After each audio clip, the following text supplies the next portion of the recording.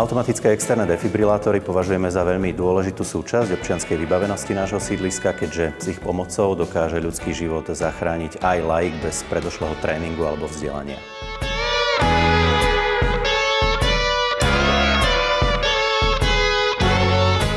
Nadácia Allianz podporuje rôzne projekty, ktoré sú zamerané na prevenciu škôd, či už na zdraví alebo na majetku.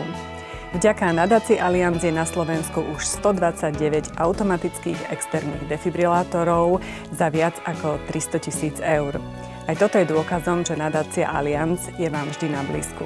Naša mestská časť má 22 000 obyvateľov. My sme sa rozhodli tieto 4 AEDčka rozmiestniť rovnomerne po všetkých 4 obvodoch nášho sídliska.